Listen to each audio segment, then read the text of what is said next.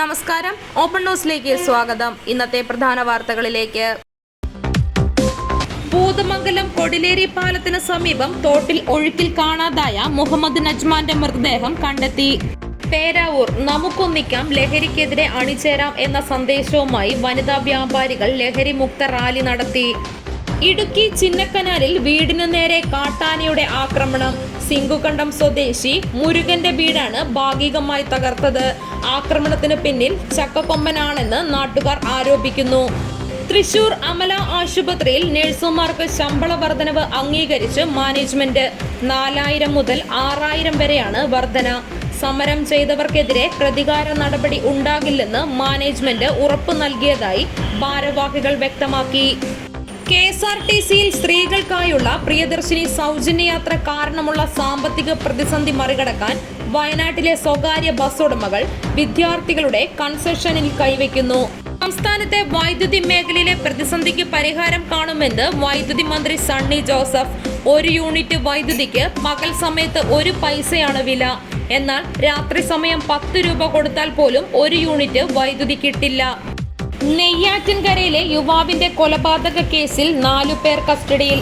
അച്ഛനും മക്കളും ഉൾപ്പെടെ 4 പേരാണ് പോലീസ് കസ്റ്റഡിയിൽ എടുത്തിരിക്കുന്നത്. പാലക്കാട് നെന്മാറ ഇരട്ട കൊലപാതക കേസിൽ പ്രതി ചെന്താമരയുടെ ശിക്ഷാവിധി ഇന്ന് ഉണ്ടാകില്ല.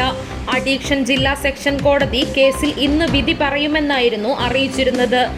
സൗദിയിൽ മിസൈൽ അവശിഷ്ടം പതിച്ച് പരിക്കേറ്റ് ചികിത്സയിൽ കഴിഞ്ഞിരുന്ന ഇന്ത്യക്കാരൻ നാട്ടിലേക്ക് മടങ്ങി. കൊണ്ടോട്ടിയിൽ സ്വത്തിനെ ചൊല്ലി തർക്കം. ജ്യേഷ്ഠന് ദാരുണാന്ത്യം. അനുജൻ പിടിയിൽ. കണ്ണൂരിൽ കനത്ത കാറ്റും മഴയും. മരങ്ങൾ കടപുഴകി വീണു. ഒരാൾക്ക് പരിക്ക്. വൈദ്യുതി വിതരണം തടസ്സപ്പെട്ടു. പത്തനംതിട്ടയിൽ വീണ്ടും ഷിഗല്ല. ആദ്യ കേസ് റിപ്പോർട്ട് ചെയ്ത ആറന്മുള ഏഴിക്കാട്ട് ഉന്നതിയിലാണ് രണ്ടാമത്തെ കേസും റിപ്പോർട്ട് ചെയ്തിരിക്കുന്നത്. 8 വയസ്സുകാരിക്കാണ് രോഗബാധ. കുട്ടി കോഴഞ്ചേരി ജില്ലാ ആശുപത്രിയിൽ ചികിത്സയിലാണ്. അമ്പൂരിൽ വാഹനാപകടത്തിൽ മരിച്ച 3 വയസ്സുകാരി ഋതുവേദയുടെ അമ്മ ജീവനൊടുക്കാൻ ശ്രമിച്ചു.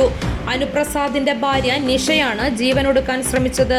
ഇവരെ കാട്ടാക്കടയിലെ സ്വകാര്യ ആശുപത്രിയിൽ പ്രവേശിപ്പിച്ചിരിക്കുകയാണ്. PSC പരീക്ഷാ ക്രമക്കേട്. അന്വേഷണം ആഭ്യന്തര വിജിലൻസ് SPക്ക്. പരീക്ഷാ കൺട്രോളറുടെ അന്വേഷണം അവസാനിപ്പിച്ചു. പശ്ചിമ ബംഗാളിൽ 3 രാജ്യസഭാ സീറ്റുകളിലേക്കുള്ള തിരഞ്ഞെടുപ്പ് തീയതി പ്രഖ്യാപിച്ചു. ജൂലൈ 24-ന് വോട്ടെടുപ്പ്. മലയിടം തുരുത്ത് കുടിയൊഴിപ്പിക്കൽ.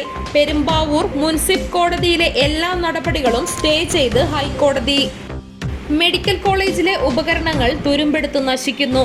ലക്ഷങ്ങൾ വിലമതിക്കുന്ന വീൽചെയർ, കട്ടിലുകൾ, സ്ട്രെച്ചറുകൾ, ലോണ്ടറി മെഷീനുകൾ അടക്കമുള്ളവയാണ് തുരുമ്പെടുത്ത് നശിക്കുന്നത്. പെട്ടി പോലും പൊട്ടിക്കാതെ നിരവധി ഉപകരണങ്ങളാണ് ആശുപത്രിയിൽ അനാഥമായി കിടക്കുന്നത്. ഉത്തരേന്ത്യയിൽ മഴക്കെടുതി രൂക്ഷം. മഹാരാഷ്ട്രയിൽ മരണം 12ആയി. മഴ തുടരുമെന്ന് മുന്നറിയിപ്പ്. ധനകാര്യ സ്ഥാപനത്തിലെ തട്ടിപ്പ്. ജീവനൊടുക്കാൻ ശ്രമിച്ച ചികിത്സയിലിരിക്കെ രണ്ടാമത്തെ ജീവനക്കാരിയും മരിച്ചു. തിരൂർ നീലാനിരപ്പേൽ ഫിലിപ്പിന്റെ ഭാര്യ ത്രേസ്യാമ്മ നിര്യാതയായി. 70 വയസ്സായിരുന്നു. സംസ്കാരം നാളെ 3 മണിക്ക് തിരൂർ സെന്റ് ഫ്രാൻസിസ് അസീസി പള്ളി സെമിത്തേരിയിൽ. മാലൂരിലെ പൊയിൽ അബ്ദുൾ അസീസ് നിര്യാതനായി. 48 വയസ്സായിരുന്നു. ഇന്നത്തെ സ്വർണം വെള്ളി നിരക്കുകൾ. ഗ്രാമിന് 10 രൂപ കുറഞ്ഞ് 13,440 രൂപയും പവന് 80 രൂപ കുറഞ്ഞ് 1,07,520 രൂപയുമായി. വെള്ളിക്ക് 250 രൂപയുമായി. കേളകത്തെ ഇന്നത്തെ വില നിലവാരം. റബ്ബർ 270, ലോട്ട് 255, ഒട്ടുപാൽ 152, കുരുമുളക് 670, അടയ്ക്ക 380, തേങ്ങ 47, കാപ്പിക്കുരു 200, ചിരട്ടപ്പാൽ 142, കൊക്കോ 70, പുളി 160. ഇതോടുകൂടി ഇന്നത്തെ വാർത്താ ബുള്ളറ്റിൻ അവസാനിച്ചു. നന്ദി.